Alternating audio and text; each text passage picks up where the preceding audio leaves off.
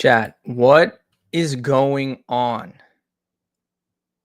How are we doing? Happy Monday, everybody. We've got breaking news left and right. I can't even fire up the stream and talk about NBA news. We've got NFL news now. Myles Garrett, breaking news. Myles Garrett has requested a trade from the Cleveland Browns.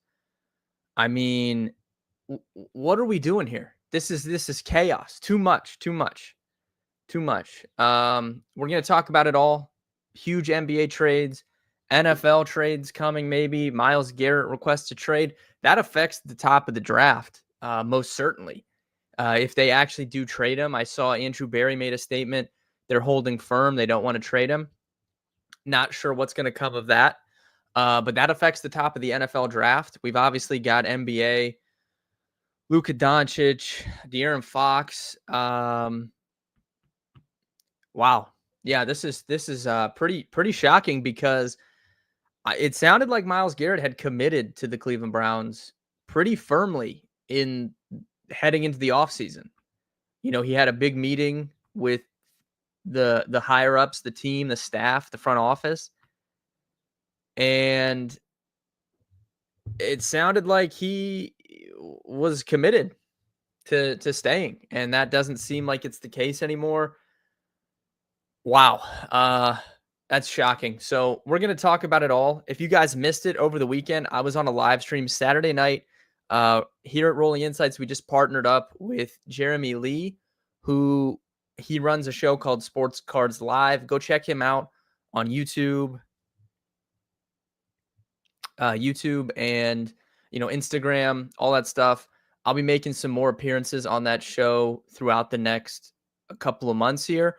We're going to be never really been in the sports card space, but we're going to be trying to pair up some sports card data with our statistical data. And I'm going to try and identify, some players maybe and some cards to be interested in. But I'm going to be going on that show over the next few months here.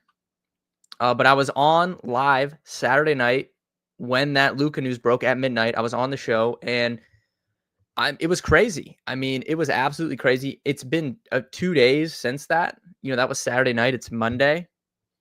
I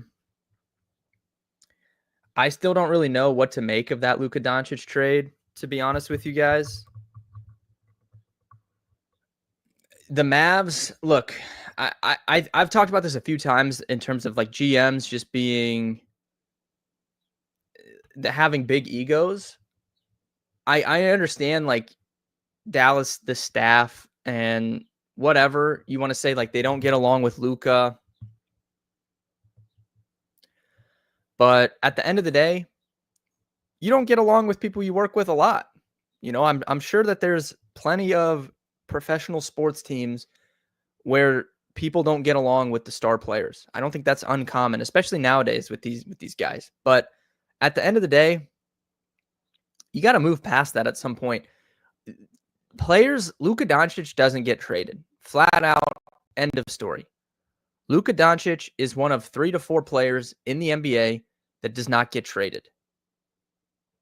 If I were running teams, it's probably Luka, Jokic, Wemby, and Anthony Edwards. And I'll give you SGA as well. So that's 5 guys. I've got 5 guys in the current NBA that do not get traded under any circumstance. And he didn't even ask for a trade. Dallas picked up the phone, called the Lakers, and they said, I'll give you Luka Doncic for Anthony Davis. Rob Pelinka had to thought this was a prank call. There's no other way around it. He had to have thought that this was a fake phone call because there's no situation where someone would call you and say, I'll give you a top 5 player in basketball that's 25 years old for someone that's 6 years older than him. Like I said, it's been multiple days. I still can't believe it. And I know everyone's talked this to death the last few days, so I don't want to get on here and spend a ton of time on it, but I don't know, man. I mean, Dallas, they basically have to win a title this year or next year for this to not look terrible. Luka, they made it sound like Luka was 280 pounds, 270 was the report. like he was going to get off that plane and look like John Daly. I mean, he looks like he always does. I don't understand it. So whatever, man. They have to win a title this year or next year for that to not look like the worst trade I've ever seen. Jim, good morning. Ryan, Howie needs to get Howie to Philly.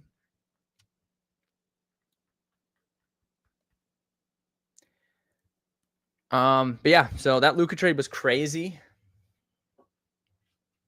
And I still don't understand it. So the Lakers, the LeBron is notorious for, yeah, Ryan, I got you. I know what you mean. I knew what you mean. It's like, dude, like Abdul Carter has been like pining to play for the Eagles. Not that I thought he had any chance to play for the Eagles because they're going to pick at the end of the draft and he's going to go top 5, but that affects things because I kind of thought the current iteration of the Browns, coming off a year where they had the worst offense in football, they weren't really in a position to take a defensive player at the top of the draft, even though I think Abdul Carter might be the best overall top to bottom football player in the draft. I don't really think the Browns were in position to take him. But now that conversation certainly changes if they're going to be losing Myles Garrett. So this may just accelerate a rebuild for the Browns. Have to wonder. I mean, they really stayed committed here to Kevin Stefanski, Andrew Berry. They didn't make any moves to the staff, really.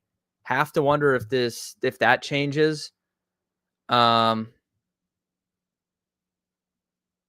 they just go full rebuild. I don't know. But that would be interesting if Philly could get him. I really don't know what he would net in trade. I need to look into that.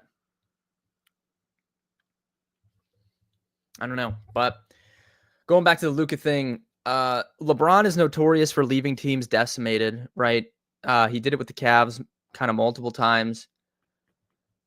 And the Lakers, they're going to go from LeBron to Luka seamlessly. And it's crazy. I just can't believe someone would willingly call the Lakers and say, we will give you a top 5 player in basketball. I just can't. I can't. The ego, and look, Nico Harrison has made great trades. I think he's been overall top to bottom. He's been a pretty good general manager of the Dallas Mavericks. He's made some great trades. This is strictly, in my opinion, big ego. I think he's way overconfident because I think Dallas is going to be a good team. I don't think they have any chance to win the title. And I could be wrong. And if I'm wrong, I'll come on here in June or July, whenever it is, and I'll say, I was wrong.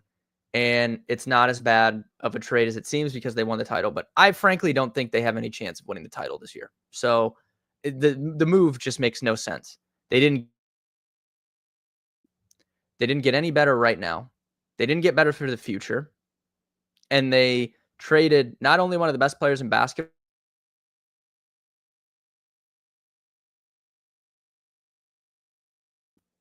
So I don't know. Pretty crazy.